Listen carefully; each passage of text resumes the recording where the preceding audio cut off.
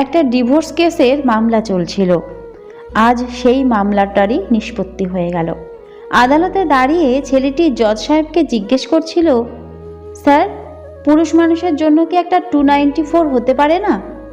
জজ সাহেব তখন মুখের দিকে তাকিয়ে আছেন।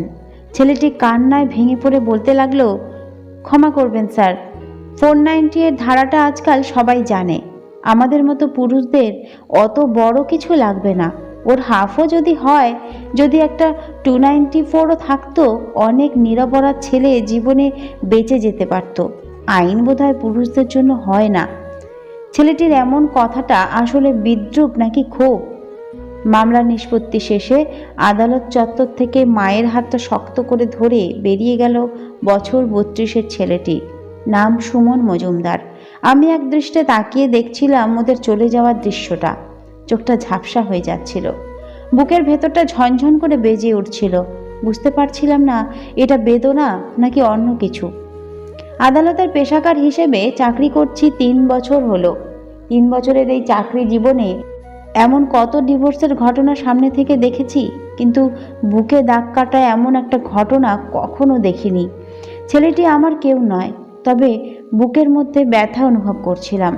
সে কষ্টটা আমি বলে বোঝাতে পারবো না। আজকাল আদালতে শুধু সম্পর্ক ভাঙনের গল্প। আদালতে চাকরি করার সূত্রে কত ঘটনাই যে চোখে দেখতে হয় তার ইয়ত্তা নেই। এই আদালতের চাকরিটা না পেলে জানতেই পারতাম না জগৎ বড় কঠিন। আমার আদালতের একজন জজ সাহেব আছেন, যিনি আমাকে ভীষণ ভালোবাসেন। খুব সুন্দর করে কথা বলেন উনি। বিশেষ একটা দরকারে সেদিন জজ সাহেবের বাড়িতে গিয়েছিলাম। কথা বলতে বলতে উনি বললেন, রাকেশ, এবার বিয়েটা করো। আর কতদিন একা থাকবে? আমি হেসে মজা করেই বললাম, এই তো স্যার ভালোই আছি, চাকরি করছি, নিজের মতো করে রান্না করছি, নিজের পছন্দের খাবার খাচ্ছি, একাই আছি, বেশ ভালো আছি। আপনাকে তো আমার জীবনের ঘটনা সবই বলেছি। বিয়ে করব না স্যার। তাছাড়া আদালতে বসে যেভাবে বিয়ে ভাঙার গল্প দেখছি, তাতে আর ইচ্ছা নেই স্যার। একলা থাকার একটা সুবাস আছে। নিজের জীবনে তখন নিজেই বস। আমার কথা শুনে জজ সাহেব হো হো করে হেসে উঠেছিলেন। বললেন, জীবন তোমার, নিজের মতো করে জীবন কাটানোর অধিকার তোমার আছে। জজ সাহেবকে বললাম, যতই বলি স্যার নিজের মতো করে কাটাবো, জীবনে কি নিজের মতো করে কাটানো যায়? বাড়িতে মা বলছে বিয়ে করতে, দেখা যাক জীবনে কি আছে, তবুও সংসার করতে হবে। জীবন কাকে কোন পরিস্থিতিতে নিয়ে গিয়ে দাঁড় করাবে তা কেউ বলতে পারে না। ওই সুমন কি 10 মাস আগে জানতে পেরেছিল 10 মাসের বিবাহিত জীবনে এই বিচ্ছেদ নেমে আসবে? সুমন আমার বন্ধু বা আত্মীয় কেউই নয়, তবুও সুমনের গল্পটা বলতে ইচ্ছে করছে। সুমন কোনো সরকারি চাকুরে নয়, একজন প্রতিষ্ঠিত ব্যবসায়ী। ব্যবসাটা ছিল সুমনের বাবার। হঠাৎ করেই বাবা মারা যান। বাবা মারা যাওয়ার পর থেকে এই ব্যবসা চালাচ্ছে সুমন। মালদা টাউনে নিজস্ব বাড়ি, অবস্থা খারাপ নয়। সুমনের বিয়ের কয়েকদিনের মধ্যে ধরা পড়ে ওর মায়ের ক্যান্সার। বাড়িতে অসুস্থ মা আর বউকে নিয়েছিল সুমনের সংসার। একটা শান্তিপূর্ণ জীবন চেয়েছিল সুমন, তার হয়নি। জীবনে একটা পারফেক্ট মানুষের চেয়ে একটা শান্তিপ্রিয় মানুষের বড় প্রয়োজন বোধ হয়। সেই শান্তিটাই দিতে পারেনি সুমনের স্ত্রী নন্দিনী। নন্দিনীর সাথে সুমনের বিয়েটা দেখাশোনা করেই। বিয়ের আগে সুমন ভেবে নিয়েছিল নন্দিনী বুঝি তার জীবনের জন্য পারফেক্ট। সাধারণ মধ্যবিত্ত বাড়ির একটা মেয়ে, সে হয়তো তাকে বুঝবে। নন্দিনী সুমনের টাকা ছাড়া কিছুই বোঝেনি। আর মায়ের ক্যান্সার ধরা পড়ার পর সুমনের স্ত্রী নন্দিনী জানিয়ে দিল ক্যান্সার রোগীর সাথে থাকা তার পক্ষে সম্ভব নয়, তাই আলাদা ফ্ল্যাট কিনে দিতে হবে তাকে। সুমন বলেছিল, তা কি করে সম্ভব? মায়ের এই অবস্থা, এই অবস্থায় মাকে ছেড়ে চলে যাওয়া সম্ভব নয়। নন্দিনী শুনে বলল, তাহলে 25 লক্ষ টাকা দাও, আমি বাপের বাড়ি থাকবো। কি বলো? এই অবস্থায় তুমি এসব বলতে পারো না, আমি পারবো না দিতে। তারপর থেকে শুরু হলো অশান্তি। নন্দিনী জানিয়ে দিল, মাসে 20,000 টাকা হাত খরচ দিতে হবে। যদি পারো তবেই তোমার সাথে থাকবো, তা না হলে নয়। সুমন রাজি হয়েছিল। প্রথম 2 মাস 20,000 করে দিয়েছিল। নন্দিনী যেন খুশি নয়। সুমনকে বলে বসলো, আরো 10 বাড়াতে হবে। মানে মানে আবার কি? 20,000-এ কি হয়? সুমন স্পষ্ট ভাষায় জানিয়ে দেয়, পারবো না দিতে। না পারলে বিয়ে করেছিলে কেন? আমি তো তোমাকে আর এমনি এমনি বিয়ে করিনি। কী সব বলছো তুমি? ঠিকই বলছি, আমার পক্ষে সম্ভব নয় তোমাকে ডিভোর্স দেব, বধূ নির্যাতনের কেস করব, যা পারো করে নিও। তারপর নন্দিনী বাপের বাড়িতে ফিরে আসে, বধূ নির্যাতনের কেস দিয়ে ডিভোর্সের মামলা করে। অভিযোগ করে শাশুড়ি আর স্বামী প্রচণ্ড অত্যাচার করে। 50 লাখ টাকার দাবি করে বসে। অবশেষে 24 লক্ষ টাকায় রফা হয়। জজ সাহেব সুমনকে বলেছিলেন সংসারটা নতুন করে করার জন্য। কাঠগড়ায় দাঁড়িয়ে সুমন জজ সাহেবকে বলল, স্যার আমি কিছু বলতে পারি?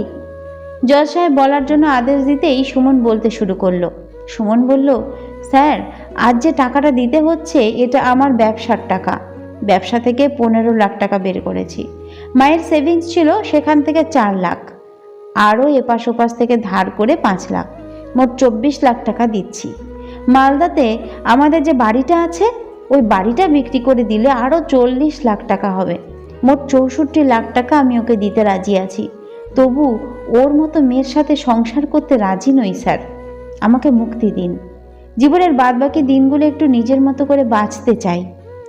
জীবন যন্ত্রণা কোন জায়গায় গিয়ে পৌঁছলে তবে এমন কথা আসে? ভাবছিলাম এরকমও হয়। সুমনের স্ত্রী এটা করতে পারলো? এতটা নীচ মানসিকতা হয় কি করে? ওদের কয়েক মাসের বিবাহিত জীবনের এই গল্পটা শুধু সুমনের মুখ থেকেই শুনেছিলাম। নন্দিনীর কাছ থেকে কিছুই শুনিনি। আমি নন্দিনীর মুখ থেকে না শুনলেও সুমনের এই গল্প যে সত্যি সেটা আর বলার অপেক্ষা রাখে না। সুমনের সাথে যা ঘটলো তা আমার সাথেও ঘটতে পারত। ভাবলেই যেন গা শিউরে উঠছে। হয়তো আমাদের বোলপুরের বাড়িটাই বিক্রি করতে হতো, হয়তো নিঃস্ব হয়ে পথে বসতাম। আমি সুমনকে না চিনলেও খুব ভালো করে চিনি নন্দিনীকে। অনেক দিন পর আজ নন্দিনীকে ভালো করে চিনলাম। মনে মনে ভাবলাম, নন্দিনী তুমি একটুও বদলাও নিছি, তুমি একই রকম আছো। এই নন্দিনী আসলে আমার প্রাক্তন প্রেমিকা।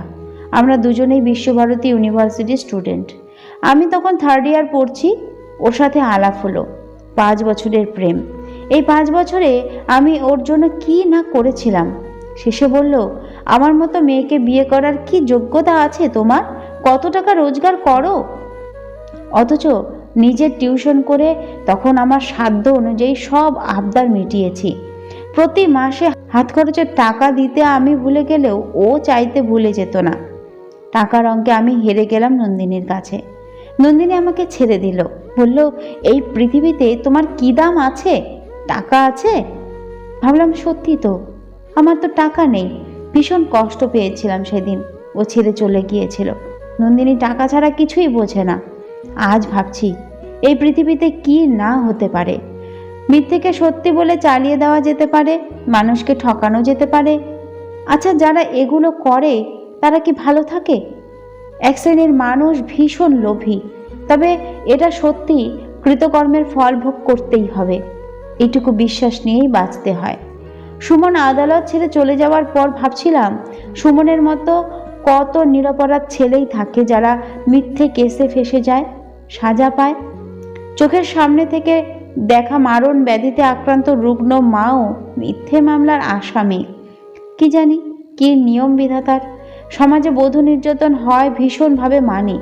তবে এ সমাজে পুরুষও হয় নির্যাতিত, শোষিত, লাঞ্ছিত। পুরুষের কোনো 498 নেই। তার যন্ত্রণা বোঝার জন্য কোনো আদালত নেই। টাকা পয়সা, সম্পত্তি, সর্বস্ব হারিয়ে ফেলে মুক্তি খুঁজতে হয়। বিচ্ছেদ মানে কে বলেছে বেদনা? বিচ্ছেদ মানে আসলে মুক্তি, চিরতরে মুক্তি।